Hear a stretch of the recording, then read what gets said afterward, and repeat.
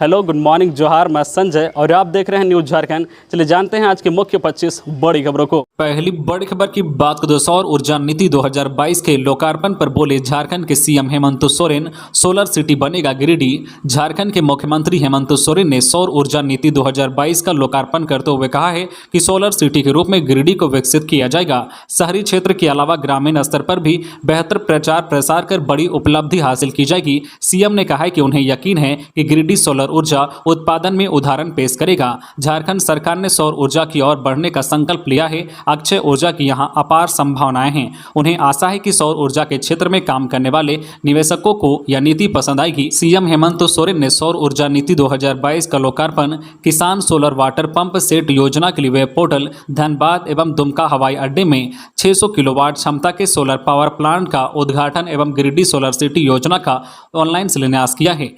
अगली बड़ी खबर की बात दो अपनी मांगों को लेकर राजभवन पहुंची आंगनबाड़ी सेविकाएं, अनिश्चितकालीन हड़ताल पर जाने की दी चेतावनी। अपनी विभिन्न मांगों को लेकर झारखंड प्रदेश आंगनबाड़ी वर्कर्स यूनियन के बैनर तले हजारों की संख्या में सेविकाएं और सहायिकाओं ने राजभवन के समक्ष प्रदर्शन किया। प्रदर्शनकारी सेविकाओं ने कहा कि वर्तमान सरकार ने मानदेय बढ़ाने की घोषणा की थी, लेकिन घोषणा होने के बाद भी उन्होंने अब तक जो पूरा नहीं किया है। उन्होंने कहा है कि सरकार ने कहा था कि आंगनबाड़ी सेविकाओं को 10,000 प्रतिमाह और सहायक को 8,000 प्रतिमाह मानदेय की बढ़ोतरी की जाएगी और सरकारी कर्मचारी का दर्जा दिया जाएगा, लेकिन आज तक ऐसा नहीं हुआ है। प्रदर्शनकारियों ने कहा है कि वर्तमान सरकार के 3 साल बीत जाने के बाद भी उनकी मांगों पर गंभीरता से विचार नहीं किया जा रहा है, जो दुखद है। उन्होंने कहा है कि आज आंगनबाड़ी सेविका संकट से जूझ रहे हैं। उन्होंने कहा है कि आज आंगनबाड़ी सेविका और सहायिका एक एक पैसे को मोहताज हैं। उन्हें पिछले 10 महीने से वेतन नहीं मिला है। वेतन भुगतान नहीं होने से बच्चों की पढ़ाई बाधित हो रही है। इसके अलावा वे आर्थिक संकट से जूझ रहे हैं। आंगनबाड़ी सेविका और सहायिका मंगलवार को अपनी मांगों को लेकर राजभवन के समक्ष प्रदर्शन किया। आंगनबाड़ी सेविकाएं और सहायिकाओं ने धरना प्रदर्शन कर अपनी आवाज बुलंद की। प्रदर्शनकारी महिलाओं ने कहा है कि सरकार उनकी मांगों पर विचार नहीं करती है तो वे अनिश्चितकालीन हड़ताल पर जाएगी। इसकी जिम्मेदारी सिर्फ सरकार की होगी। अगली बड़ी खबर की बात करें तो जेएसएससी जेई भर्ती परीक्षा की आंसर की जारी। Jharkhand staff selection commission JSSC ने जूनियर इंजीनियर भर्ती परीक्षा की आंसर की जारी कर दी है। Jharkhand diploma level combined competitive examination 2021 का आयोजन 3 जुलाई 2022 को किया था। परीक्षा में शामिल उम्मीदवार जेएसएससी की आधिकारिक वेबसाइट www.jsscjharkhand.com पर जाकर आंसर की डाउनलोड कर सकते हैं। जेएसएससी ने आंसर की पर ऑब्जेक्शन भी आमंत्रित किया है। अभ्यर्थी अपने ऑब्जेक्शन ईमेल आईडी claimquestion@jsscjharkhand.com पर मेल जो करके दर्ज करा सकते हैं। ऑब्जेक्शन 5 जुलाई से लेकर 11 जुलाई तक भेज सकते हैं। अगली बड़ी खबर की बात तो झारखंड में कैसा रहेगा मौसम का मिजाज, कब तक होगी बारिश, येलो अलर्ट जारी। झारखंड में 11 जुलाई तक बारिश के आसार हैं। मौसम विभाग की माने तो हल्के से मध्यम दर्जे की बारिश की संभावना है। राज्य में अगले 5 दिनों के दौरान अधिकतम तापमान में कोई बड़े बदलाव की संभावना नहीं है। हालांकि आज बुधवार यानी 6 जुलाई को बारिश की संभावना है। मेघा गर्जन के साथ साथ वज्रपात की भी आशंका है। येलो अलर्ट जारी किया गया है। झारखंड में हल्के से मध्यम दर्जे की बारिश की संभावना है। इसमें 11 जुलाई तक बारिश के आसार हैं। मौसम विभाग की माने तो एक निम्न दबाव का क्षेत्र दक्षिणी झारखंड व उत्तरी उड़ीसा में बना हुआ है। इस कारण 4 से 5 दिन कम बारिश होगी। यह स्थिति धनबाद के साथ ही पूरे झारखंड में बनी रहेगी। हालांकि मौसम विभाग की माने तो आज बुधवार को हल्की बारिश की संभावना व्यक्त की गई है। खबरों में आगे बढ़ने से पहले आपसे रिक्वेस्ट है कि अगर आप चैनल को सब्सक्राइब नहीं किए हैं तो प्लीज चैनल को सब्सक्राइब करके बेल आइकन प्रेस कर दे, जिससे आपको झारखंड की हर छोटी बड़ी खबर का अपडेट आप तक पहुंचता रहे। चलिए बढ़ते हैं खबरों की ओर। अगली बड़ी खबर की बात करें तो मंदिर पर हमला कर झारखंड में दंगा भड़काने की साजिश। गाजीपुर व पटना से गिरफ्तारी के बाद खुलेगा राज।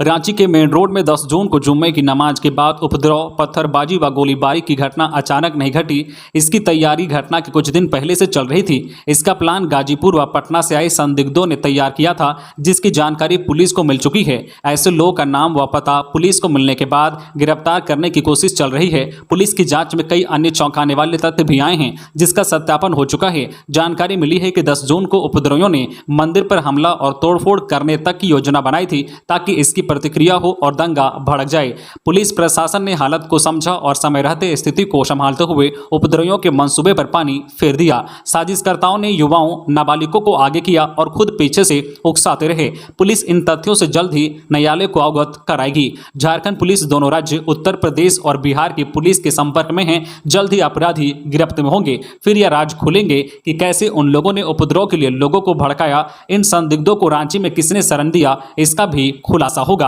अगली बड़ी खबर की बात करें, बकरीद और सावन को लेकर डीसी एसएसपी ने की अपील, अफवाहों से दूर रहें। बकरीद और सावन को लेकर रांची जिला प्रशासन सतर्कता बरत रहा है। रांची के डीसी और एसएसपी ने अपील करते हुए कहा है कि किसी भी तरह की अफवाहों से दूर रहें। बता दें कि बकरीद और सावन को लेकर मंगलवार को डीसी छवि रंजन की अध्यक्षता में जिला स्तरीय शांति समिति की बैठक हुई। इस मौके पर एसएसपी सुरेंद्र झा, सदर एसडीओ समेत कई अधिकारी और शांति समिति के सदस्य मौजूद थे।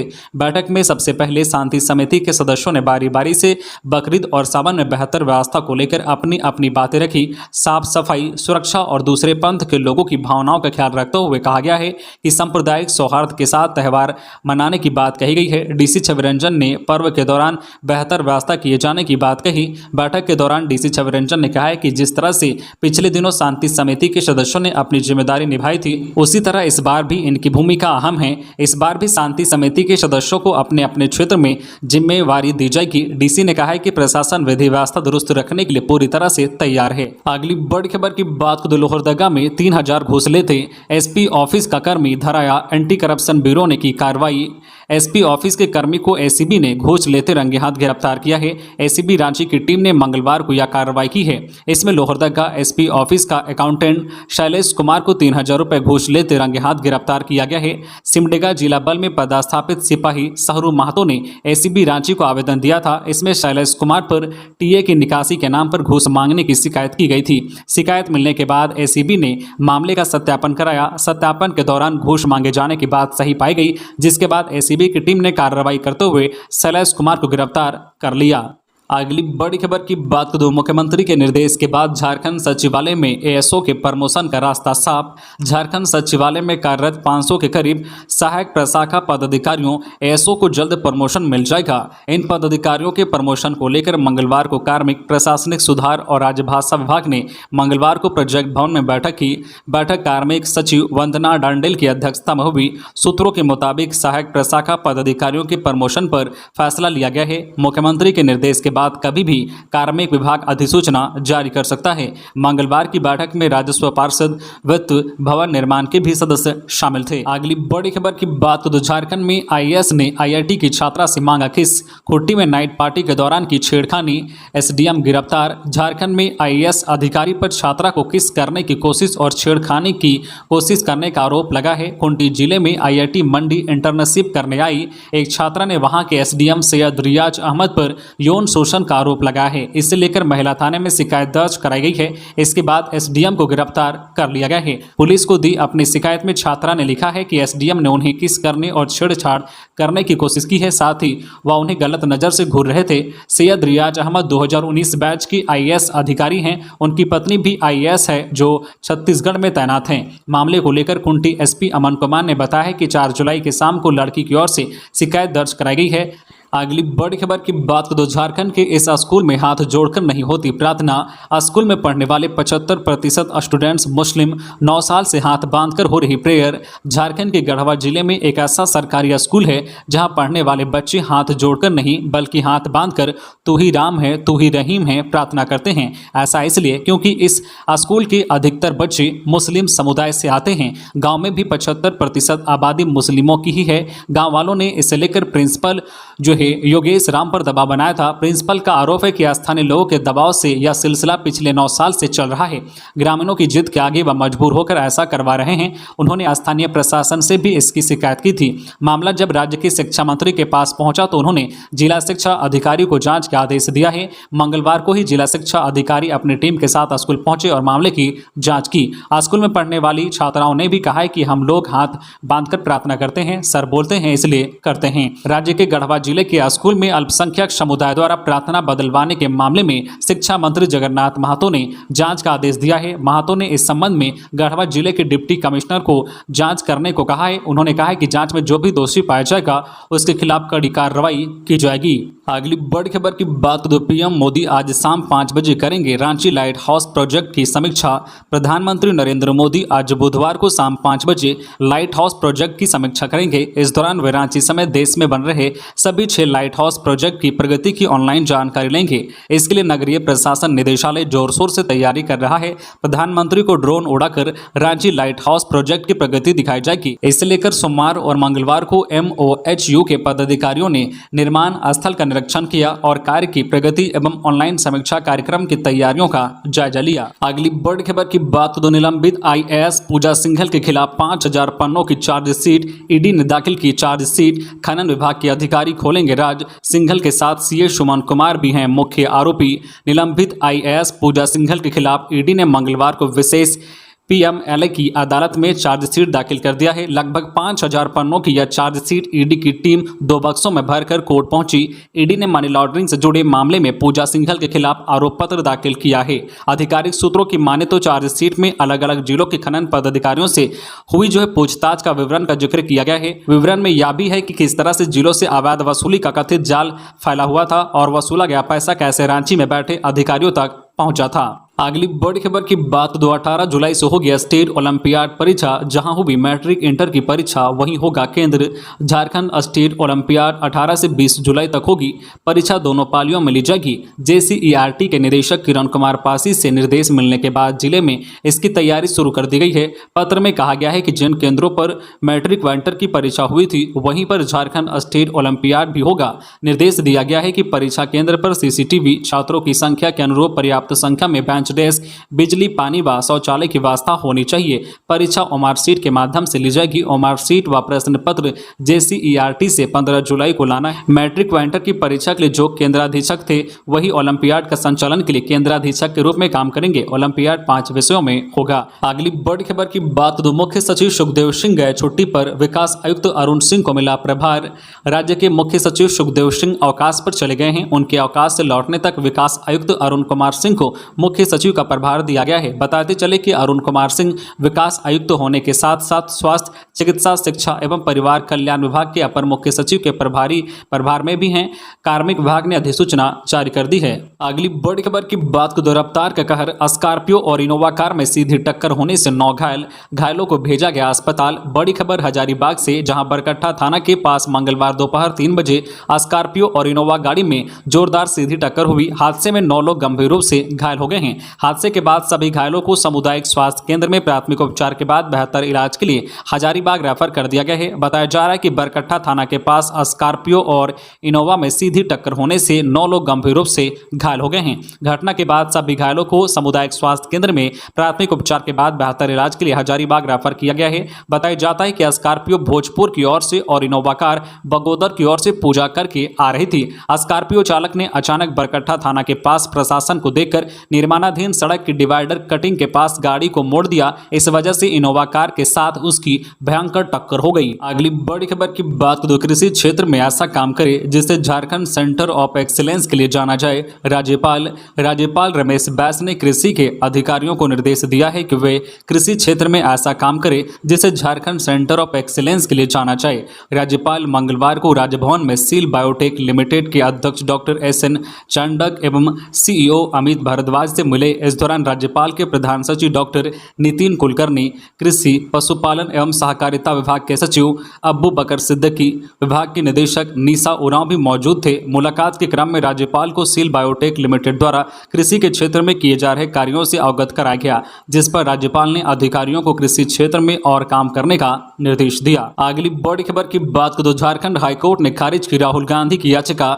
निचली अदालत के लिए गए संज्ञान और समन को निरस्त करने की गांधी ने की थी गुजारिश। झारखंड हाईकोर्ट ने कांग्रेस के पूर्व अध्यक्ष राहुल गांधी की उस याचिका को खारिज कर दिया है जिसमें उनके खिलाफ निचली अदालत द्वारा लिए गए संज्ञान और समन को खारिज करने की गुजारिश की थी। इस मामले से जुड़े सभी पक्षों को सुनने के बाद कोर्ट ने याचिका को खारिज कर दिया है। झारखंड हाईकोर्ट के न्यायाधीश जस्टिस संजय द्विवेदी की कोर्ट में राहुल गांधी की याचिका पर मंगलवार को सुनवाई हुई। उन्होंने निचली अदालत द्वारा लिए गए संज्ञान को निरस्त करने के लिए हाईकोर्ट में गुहार लगाई थी, लेकिन अदालत ने उनकी याचिका को खारिज कर दिया है। है। कांग्रेस के पूर्व अध्यक्ष राहुल गांधी को रांची सिविल कोर्ट ने समन जारी किया था, जिसके खिलाफ राहुल गांधी ने झारखंड हाईकोर्ट में याचिका दाखिल की थी। अगली बड़ी खबर की बात करें तो पलामू में पत्नी ने डाला पति के ऊपर खौलता दूध, इलाज के क्रम में हुई मौत। पत्नी को हिरासत में लेकर पुलिस कर रही है पूछताछ। पोस्टमार्टम के लिए शव को भेजा गया रिम्स। राज्य के पलामू जिला मुख्यालय मेदिनीनगर में एक पत्नी ने कथित तौर पर पति को जलाकर मार दिया है। इस मामले में शहर थाना पुलिस पत्नी को हिरासत में लेकर पूछताछ कर रही है। वहीं एमएमसीएच में डेड बॉडी का पोस्टमार्टम नहीं हो सका, बॉडी को रिम्स भेजा गया है। सोमवार की देर रात 55 वर्षीय रविंद्र कुमार सिंह की पत्नी ने राधिका देवी ने उनके ऊपर खौलता हुआ दूध डाल दिया और मारपीट भी की। मंगलवार की सुबह रविंद्र को गंभीर हालत में उनकी पत्नी इलाज के लिए एमएमसीएच लेकर आई थी, जहां इलाज के क्रम में उसने दम तोड़ दिया। मृतक रविंद्र सिंह जमीन व्यवसाय से जुड़े थे। 1 साल पहले रविंद्र और राधिका की शादी हुई थी। घटना की सूचना मिलते ही पुलिस हरकत में आई और शव को कब्जे में लेकर पोस्टमार्टम के लिए भेजा गया है। अगली बड़ी खबर की बात तो गुमला के बीएन जलान कॉलेज की जमीन पर कब्जा करने का प्रयास, प्रबंधन और छात्रों ने किया विरोध। 46 वर्षों से बीएन जलान कॉलेज के अधीन में रहे 5.45 एकड़ भूमि पर रैत के द्वारा अपनी जमीन बताते हुए जेसीबी लगाकर खुदाई कराने से स्टूडेंट्स उग्र उठे।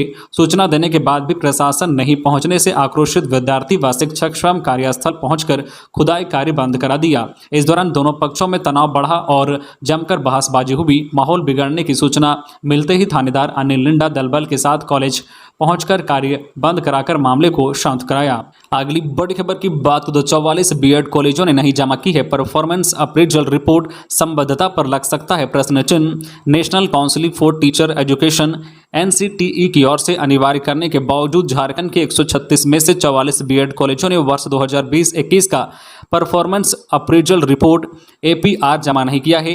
एनसीटीई ने इसे गंभीरता से लिया है। एनसीटीई की ओर से शीघ्र इन कॉलेजों को नोटिस जारी किया जा रहा है। रिपोर्ट में सभी कॉलेजों को संस्थान की जमीन, आधारभूत संरचना, शिक्षक कर्मचारी नियुक्ति, विद्यार्थियों के नामांकन की स्थिति, शुल्क, संबद्धता, रिजल्ट आदि की जानकारी देनी थी, लेकिन इन कॉलेजों ने एनसीटीई को कोई जानकारी नहीं दी है। इनमें प्राइवेट के साथ साथ सरकारी बीएड कॉलेज व विश्वविद्यालय अंतर्गत अंगीभूत कॉलेज भी शामिल हैं। तो ये थी आज की झारखंड के टॉप बड़ी खबरें। इसी तरह झारखंड की हर छोटी बड़ी खबर देखने के लिए आप हमारे चैनल न्यूज झारखंड चैनल को सब्सक्राइब करके बेल आइकन प्रेस कर दीजिए, जिससे आपको झारखंड की हर छोटी बड़ी खबर का अपडेट आप तक पहुंचता रहे। तो आज के लिए बस इतना ही, हमें दीजिए इजाजत, फिर मिलते हैं नेक्स्ट न्यूज में।